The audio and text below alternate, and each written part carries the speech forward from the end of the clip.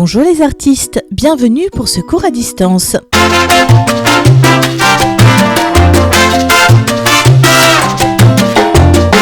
Nous allons poursuivre notre séquence intitulée « Bienvenue à Souriville ». Souvenez-vous, la première séance, je vous ai demandé de trouver plusieurs gris différents uniquement à l'aide d'un seul et même crayon de papier. Vous aviez alors compris que vous pouviez varier les gris en appuyant plus ou moins fort avec la mine de votre crayon.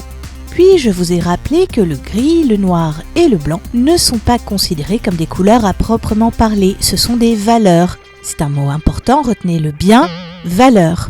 Les valeurs sont de la lumière. Lorsqu'il y a un maximum de lumière, cela donne du blanc.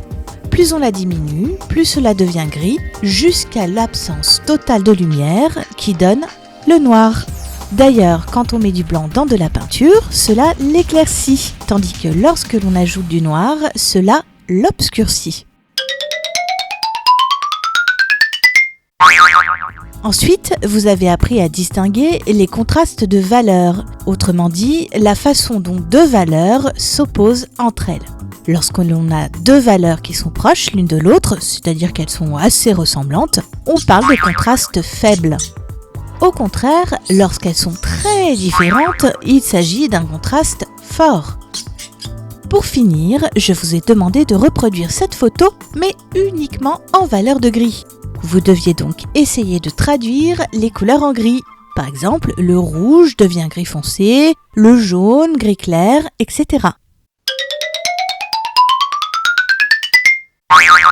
Pour cette deuxième séance, nous allons avoir besoin du dessin de la pomme. Il va nous servir à apprendre les ombres. Déjà, commençons par chercher la source de lumière. À votre avis, où est-elle ? Un indice, elle est toujours placée à l'opposé de l'ombre. Elle est donc ici. Placez un petit soleil sur votre dessin. À présent, parlons un peu des ombres. Il existe deux types d'ombres. L'ombre qui est sur l'objet ou le personnage exposé à la lumière et l'ombre qui se détache par terre ou derrière sur un mur. Quand l'ombre est sur un personnage ou un objet, on parle d'ombre propre. Sur la pomme, elle se trouve ici. Quand l'ombre est détachée, on dit que c'est une ombre portée. Elle est là. Indiquez à votre tour les ombres sur votre dessin de pomme et écrivez leur nom.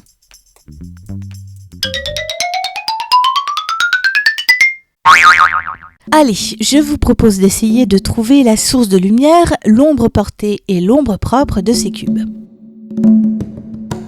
Premier cube, où est l'ombre propre ? Ici. Où est l'ombre portée ? Ici. Et le soleil se place où ? Ah, souvenez-vous, la lumière est toujours à l'opposé de l'ombre portée. Ici. On continue, deuxième cube, ombre propre. Attention, il y en a plusieurs cette fois. Ici et là. Et ombre portée ? Là et là. Et la source de lumière serait où ? Là.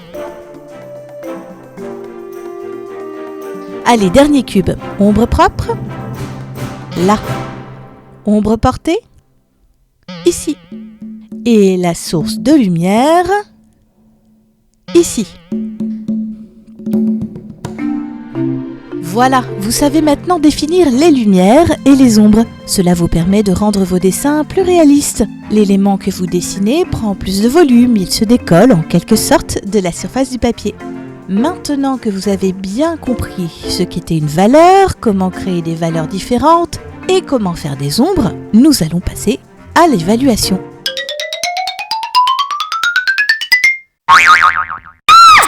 Bienvenue à Souriville. À quoi pourrait bien ressembler une ville entièrement habitée par des souris ? Je vous demande de créer un dessin qui représente une ville de souris. Vous pouvez le faire sur une feuille rectangulaire, ou carrée, ou ronde, ou en forme de ce que vous voulez. Attention, uniquement au crayon à papier, pas de feutre ou de stylo ou autre. La ville est vue de l'extérieur, on est dans les rues. Cela peut être une ville d'aujourd'hui, une ville du Moyen-Âge, une ville du futur, une ville dans le ciel, une ville sous l'eau.